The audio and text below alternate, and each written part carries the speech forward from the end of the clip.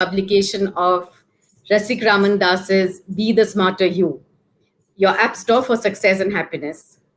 And we are, of course, very honored to have with us Gauranga Dasji, who's taken out the time to be with us this evening.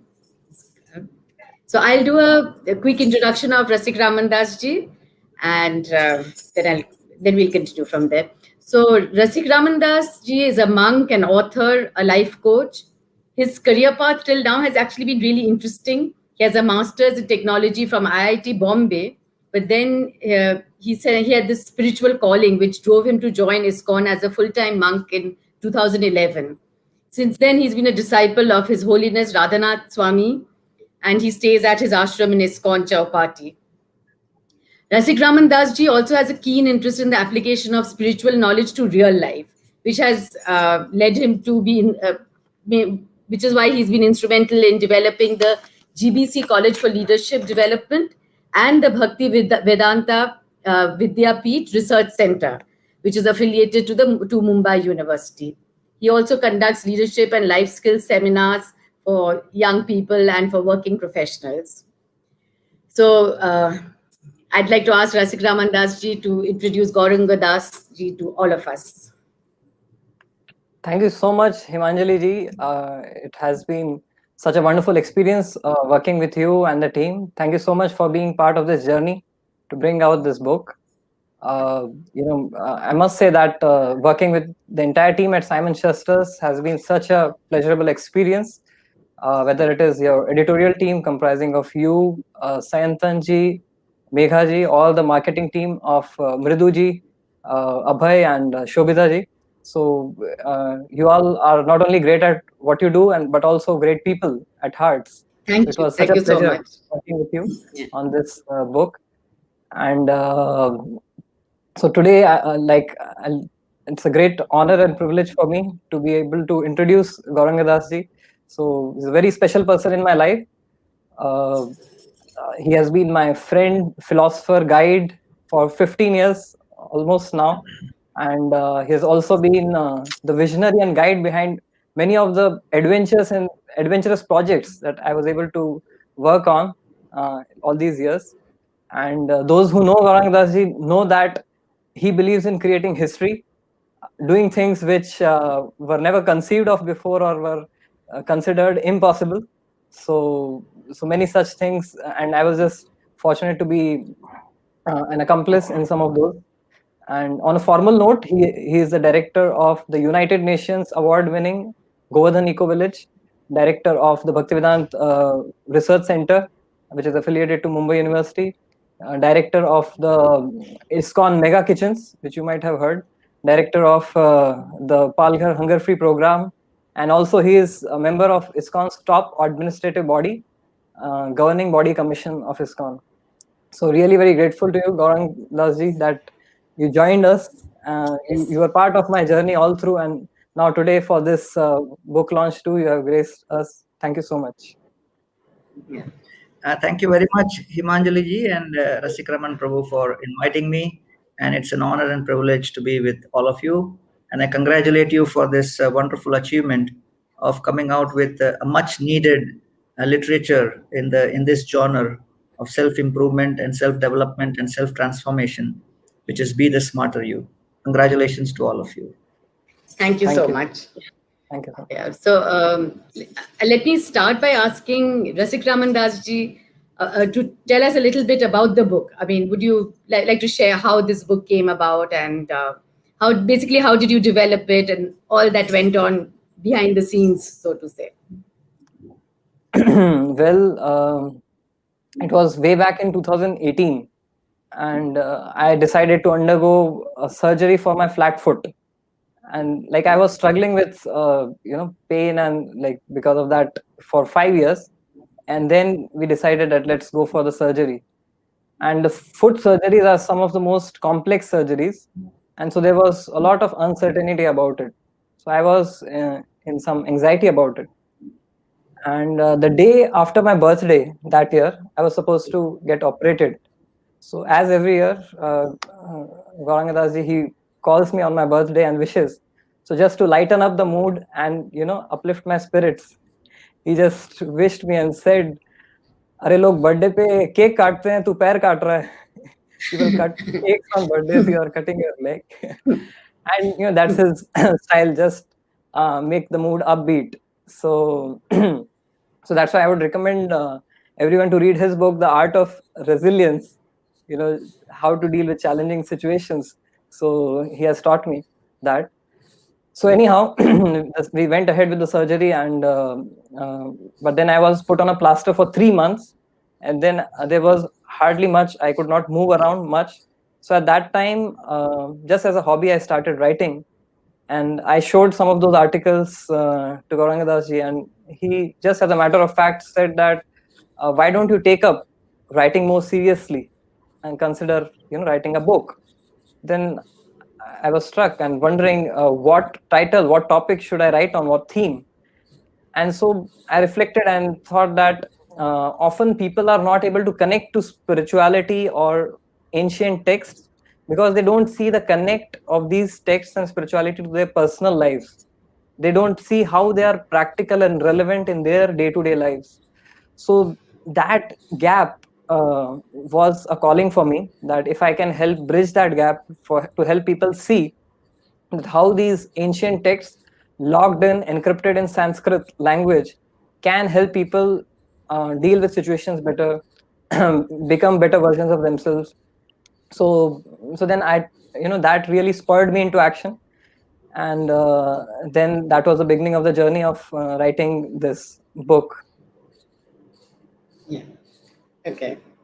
Yeah. So, Gauranga ji, I was just, readers are always very keen to know more about authors.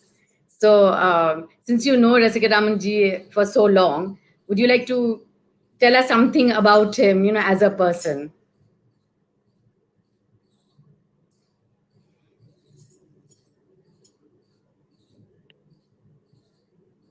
Your voice is, the sound is not. Yeah, Rasikraman Prabhu is extremely intelligent, insightful, but extremely creative also. And of course, apart from the fact that as a person is extremely loving and caring, the kind of projects which we conceived of in those days, I'm saying about 2011, 12 onwards, there were a lot of exciting times where I was also at the peak of my creative.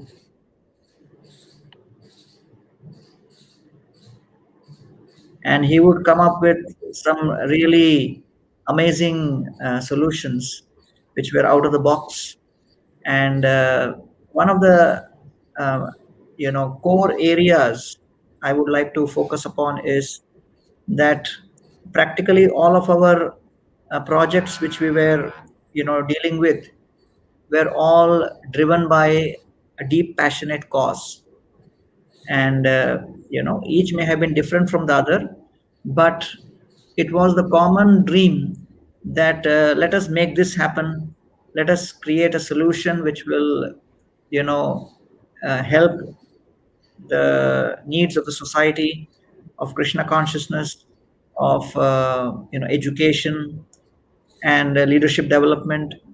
And so it was that common passion which actually made things happen. So I could say that although we were separated by many years in terms of age, but he had the maturity and the willingness to partake of a vision and a dream coming from another generation, and taking ownership and responsibility of that and putting his heart and soul. So Srila Rupa Goswami defines enthusiasm as use of intelligence to execute things in the right direction. So in that sense, I always found Rasikraman Prabhu to be very, very enthusiastic, constantly thinking, contemplating, like one of those scientists who's also always contemplating on some ideas and then comes up with a eureka moment. So we have experienced many eureka moments as a result of thinking about, pondering about, and discussing about various issues and principles. And I really cherish the relationship, especially in terms of some of the projects which we have done together. And I'm so glad that a small peek into some of the work which we had done is being manifested by Rasikraman Prabhu and kindly being published by Simon and Schuster. And this is a very interesting time in history where people are grappling with issues and problems which they cannot solve and tackle just using technology, just using all existing manpower, money power, muscle power, and everybody has their backs towards the wall and come to the realization that you know as the nature of problems go on changing and as the goalposts seem to be shifting all the time, I think we need to work on that element and machine which we have neglected for a long time, which is the human self, the human mind, the human intelligence, what in the Bhagavad Gita is referred to as the Atma in different ways, sometimes as the soul, sometimes as the body, sometimes as the mind, as the intellect. And I think, one study revealed that amongst the students of Bhagavad Gita, amongst different professions,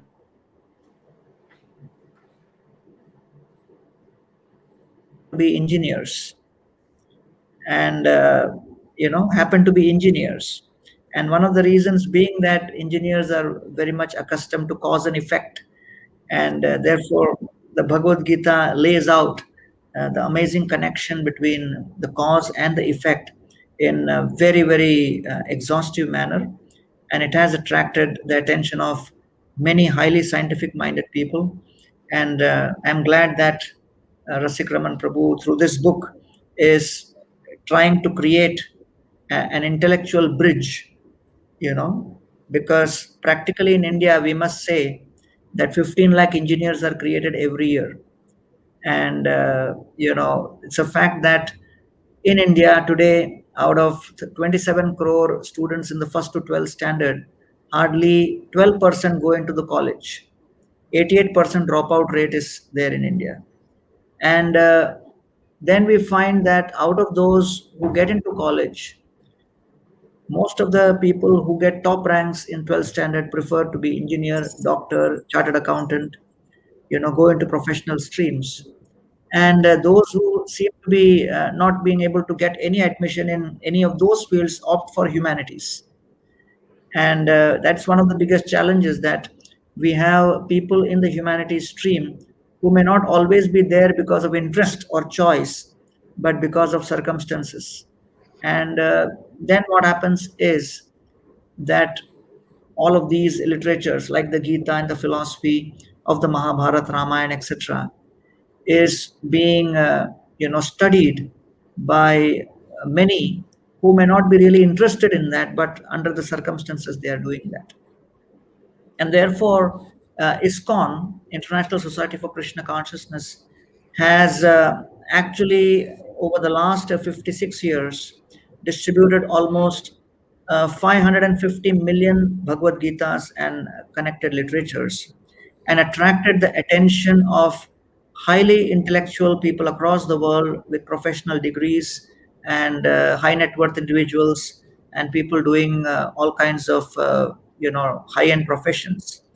And so now we have an opportunity of trying to share the highest knowledge, the ethics, the philosophy of our ancient Vedic wisdom, and show the applied philosophy part through various activities. And I think, Rasikraman Prabhu's book really does that.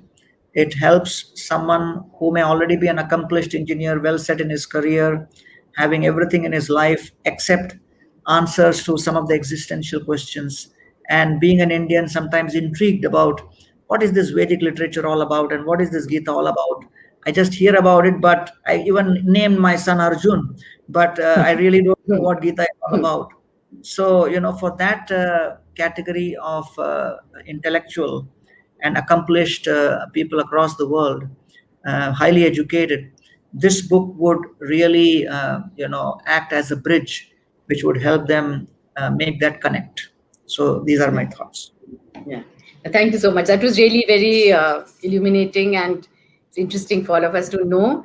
And so carrying on from this, because of course we spoke about how this book has a lot of wisdom in it. It's looking at the ancient text, but also interestingly, the format that Rasikraman Das ji has chosen is a very modern format. So I was thinking that I would like him to tell us a little more about the contents of the book. And it's a very catchy title and subtitle. It looks like a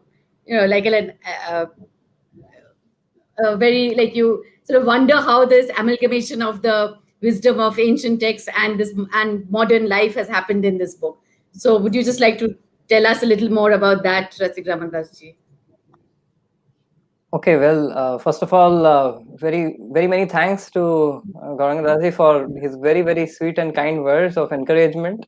I am not worth of his so much of appreciation, but yeah, definitely I will take it up as a project to become the person he described. So, in terms of your question, Himanjali ji, as Gauranga Dasi said, we are living in very interesting times. And Henry David Thoreau, way back in the early 19th century, he made a statement. He said, "Men have become tools of their tools." Sounds familiar? Sounds like 21st century. So seems like he had some precognition to be able to predict the future. And I often say this about the times we live in today, that in these times relationships are screen deep, which means our relationships are all there in the screen, like in our gadgets.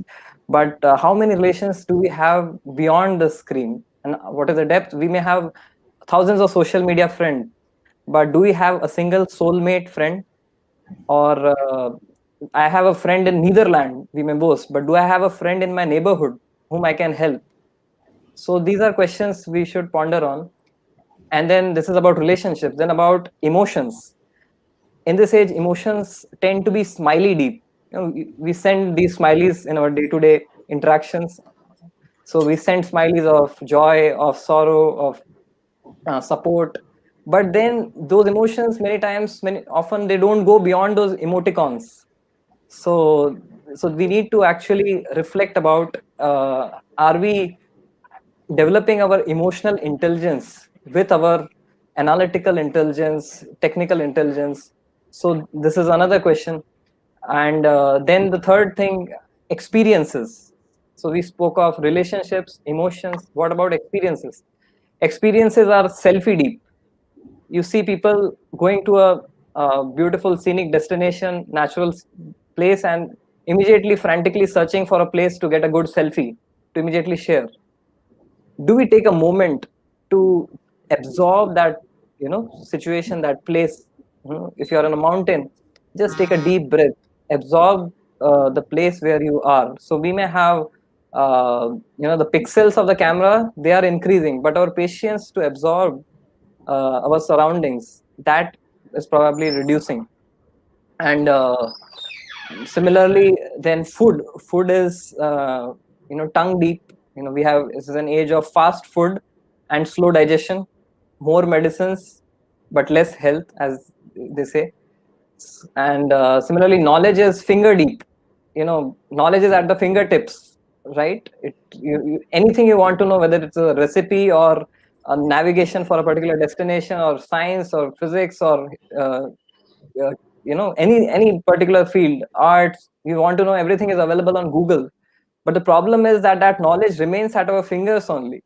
It doesn't go into the head, doesn't sink into the heart. So we may have tons of data, but are we having a little bit of transformation too?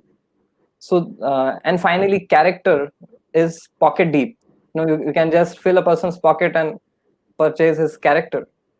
So reflecting on these things, it seems that what Thoreau said way back in the early 19th century seems to apply a lot to us today.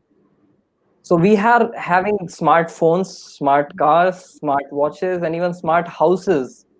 But the question we need to really ask ourselves is, are we having smarter people? So just to elaborate, a few years back we could remember so many phone numbers of our relatives and friends. These days it is difficult to remember even names. So it seems we are trading off our natural intelligence in favor of artificial intelligence. Let our gadgets remember everything, let our gadgets do everything, let ourselves sit back and relax.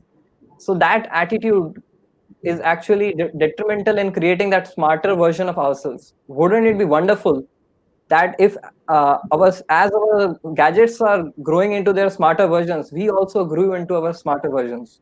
So that was the idea behind this, being the smarter you, your app store for success and happiness.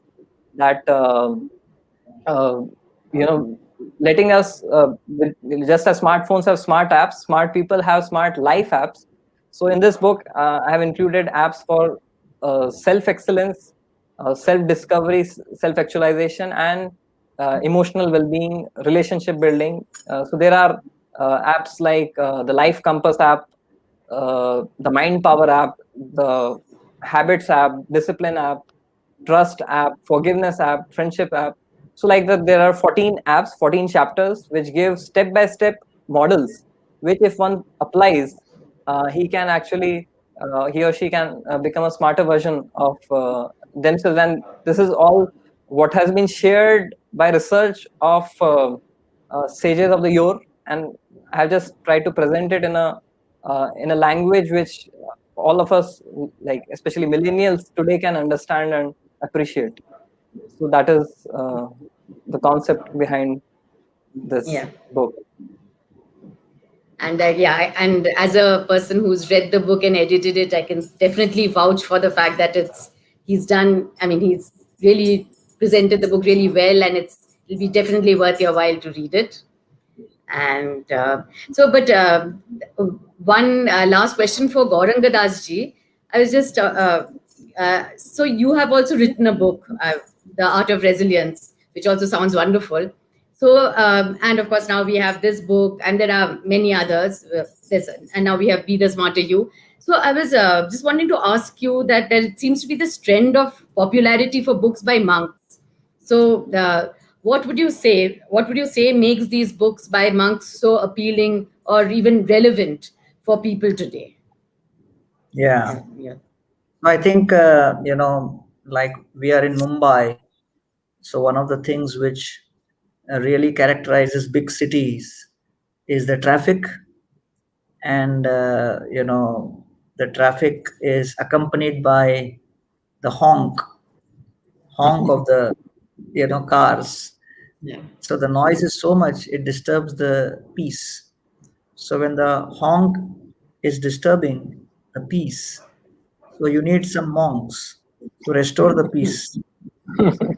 So, people are looking for peace, introspection, deep satisfaction, and I think monks are translators of the wisdom from the ancient tradition and trying to help people in these times understand those traditions, apply those traditions, and live those traditions. So, in one sense, smart as a word in its etymology has three connotations. You know, smart means intelligence. Smart also means, you smart with pain. And smart also means someone who's beautiful, dressed smart.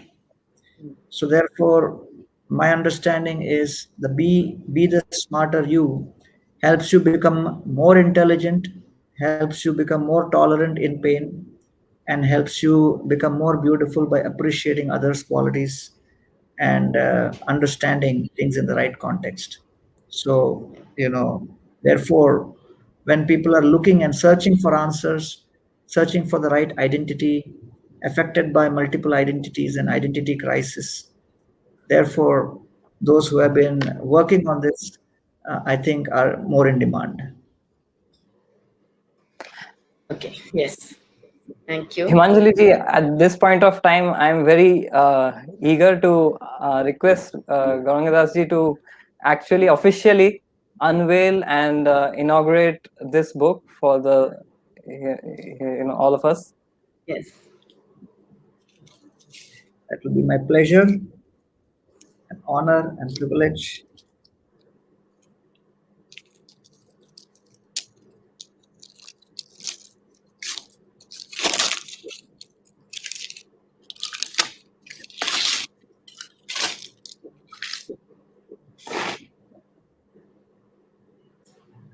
I think we can also Thank hold up.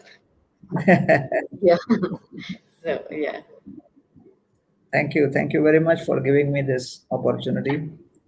Well done, Rasikraman Prabhu, and congratulations to Himanjali. Thank you so Thank you much. so much. Thank you. Yeah.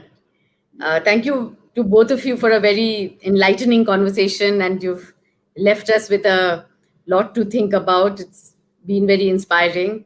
So, I, and of course, so for our readers, I would say that please get this book, read it. Hope you enjoy it. Let us know what you think about it. And thank you everyone for having been here, and thank you for joining us. Thank you. Yeah. Pranam. Thank you so much. Thank you so much.